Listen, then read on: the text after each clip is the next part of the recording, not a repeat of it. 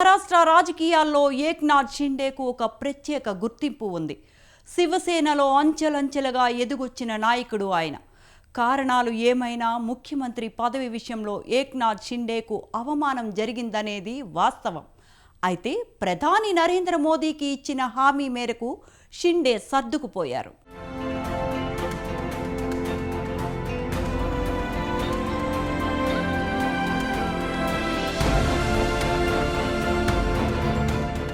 Maharashtra assembly ఎన్నికల్లో మహాయుతి కూటమిని గెలుపు తీరాలకు చేర్చడంలో శివసేన నాయకుడు ఏక్నాథ్ షిండే పోషించిన కీలక పాత్రను ఎవరూ మర్చిపోలేదు.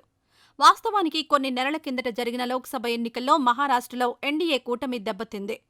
మహారాష్ట్రలో మొత్తం 28 లోక్సభ నియోజకవర్గాలున్నాయి. కాగా మహారాష్ట్రలో బీజేపీ కేవలం 9 నియోజకవర్గాలనే గెలుచుకోగలిగింది. దీంతో అసెంబ్లీ ఎన్నికల్లోనూ ఇదే వైఖరి కొనసాగుతుందని అందరూ భావించారు. అయితే ఈ అంచనాలు తప్పని నిరూపించారు ఏక్నాథ్ షిండే.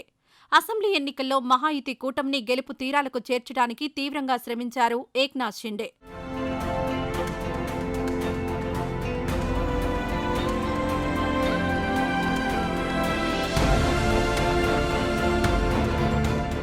ఈ నవంబర్ 23న మహారాష్ట్ర అసెంబ్లీ ఎన్నికల ఫలితాలొచ్చాయి. అయితే మహాయుతి కూటమి ఘన విజయం సాధించినప్పటికీ దాదాపు 2 వారాల వరకు ముఖ్యమంత్రి ఎవరన్న ప్రశ్న తెరమీదకొచ్చింది. ముఖ్యమంత్రి ఎంపిక $1 మిలియన్ ప్రశ్నగా మారింది. ఈ సందర్భంగా అనేక చర్చోపచర్చలు జరిగాయి. బీజేపీ నాయకుడు ముఖ్యమంత్రి అవుతారా లేక ఏక్నాథ్ షిండేకే మరోసారి పట్టం కడతారా అనే ప్రశ్న రాజకీయ వర్గాల్లో హల్చల్ చేసింది.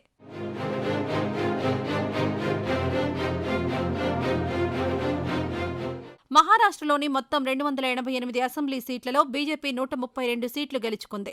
బీజేపీ గెలుచుకున్న సీట్లతో పోలిస్తే ఏక్నాథ్ షిండే నాయకత్వంలోని శివసేనకు తక్కువ స్థానాలు దక్కాయి.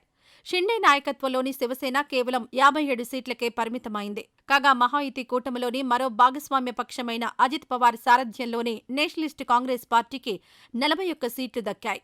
దీంతో ముఖ్యమంత్రి పదవిపై తర్జన భర్జనలు జరిగాయి. సహజంగా 132 సీట్లు గెలుచుకున్న బీజేపీకే ముఖ్యమంత్రి పదవి దక్కాలన్న అభిప్రాయం ఆ పార్టీ వర్గాల్లో వ్యక్తమైంది. బీజేపీ ఎమ్మెల్యేలలో కూడా ఇదే అభిప్రాయం వ్యక్తమైంది.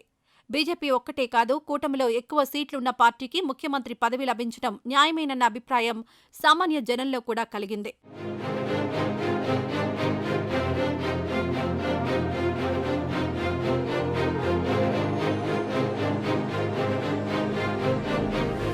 అయితే ఏక్నాథ్ షిండేకు మరోసారి ముఖ్యమంత్రి ఇవ్వాలని శివసేన సైనికులు దాదాపుగా డిమాండ్ చేసినంత పనిచేశారు. ఇదే వాదనను తెరమీదకు తీసుకువచ్చారు. తమ వాదనకు మద్దతుగా బీహార్ ఫార్ములాను ప్రస్తావించారు. బీహార్ ఫార్ములాకు ఒక నేపథ్యం ఉంది. ప్రస్తుత బీహార్ శాసనసభలో నితీష్ కుమార్ నాయకత్వాన గల జేడీయూ కంటే బీజేపీకే ఎక్కువ సీట్లున్నాయి. అయినప్పటికీ పొత్తు ధర్మాన్ని అనుసరించి ముఖ్యమంత్రి పదవిని జేడీయూ అధినేత నితీష్ కుమార్కే అప్పగించింది బీజేపీ అధినాయకత్వం. ఈ విధానమే బీహార్ ఫార్ములాగా ప్రస్తుత రాజకీయ వర్గాల్లో పాపులర్ అయింది. వాస్తవానికి ఏక్నాథ్ షిండే కూడా బీహార్ ఫార్ములాపై బోలెడాశలు పెట్టుకున్నారు. అయితే బీహార్ ఫార్ములా కేవలం బీహార్కే పరిమితమని, సదరు ఫార్ములాను మహారాష్ట్రలో అమలు చేయాల్సిన అవసరం లేదని బీజేపీ తేల్చి చెప్పింది.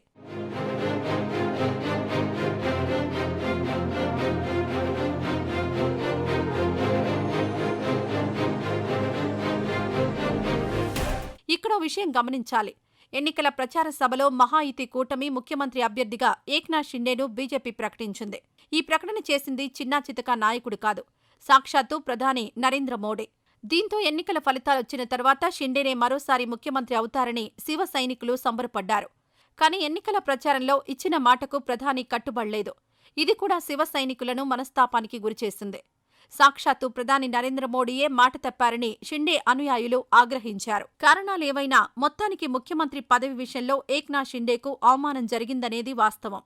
ఒక దశలో ఫడ్నవీస్ క్యాబినెట్లో ఉప ముఖ్యమంత్రిగా చేరడానికి కూడా ఆయన అంగీకరించలేదన్న వార్తలొచ్చాయి. ఒకసారి ముఖ్యమంత్రిగా పనిచేసిన తర్వాత మళ్లీ ఉప ముఖ్యమంత్రిగా ఎలా చేస్తానని షిండే తన సలహాదారును ప్రశ్నించినట్లు తెలిసింది. అయితే దేవేంద్ర ఫడ్నవీస్ ముఖ్యమంత్రిగా పనిచేసి మీ క్యాబినెట్లో ఉప ముఖ్యమంత్రిగా పనిచేయలేదా అని వారు ప్రస్తావించినట్లు తెలిసిందే. దీంతో రాజకీయాల్లో ఇలాంటివన్నీ మామూలే అని ఏక్నాథ్ షిండే తనకు తాను సర్ది చెప్పుకున్నట్లు రాజకీయ వర్గాల కథనం.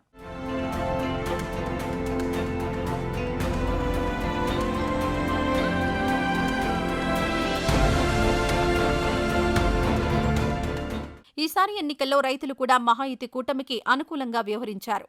కిసాన్ సమ్మాన్ యోజన పథకం కింద ఇప్పటికే మహారాష్ట్ర రైతులు ఎంతో మంది ప్రయోజనం పొందారు. మరోసారి తమ కూటమి అధికారంలోకి వస్తే ఇచ్చే అమౌంట్ పెంచుతామని ఏక్నాథ్ షిండే హామీ ఇచ్చారు. మహారాష్ట్ర రైతాంగంపై ఈ హామీ ప్రభావం బాగా కనిపించింది.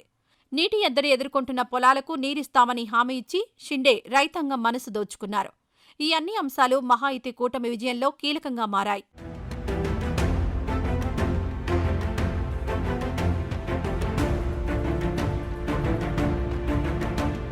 అంతేకాదు మహారాష్ట్ర రైతులు ఎక్కువగా ఉల్లి పంట పండిస్తుంటారు. ఎన్నికల ముందు వరకు ఉల్లి పంటపై ఆంక్షలుండేవి. దీంతో సర్కార్పై రైతులు అసంతృప్తితో ఉన్నారు. ఈ విషయాన్ని ముఖ్యమంత్రి ఏక్నాథ్ షిండే గమనించారు. దీంతో ఎన్నికలకు ముందు ఒక కీలక నిర్ణయం తీసుకున్నారు. ఉల్లిపై ఆంక్షలు ఎత్తివేస్తున్నట్లు రైతులకు శుభవార్త చెప్పారు. దీంతో రైతుల్లో అసంతృప్తి తొలగింది. ఈ అన్ని కారణాలు తాజా ఎన్నికల్లో మహాయుతి కూటమి విజయానికి కీలకంగా మారాయి. ఇదంతా ఏక్నాథ్ షిండే కృషి ఫలితమే అంటున్నారు రాజకీయ పరిశీలకులు.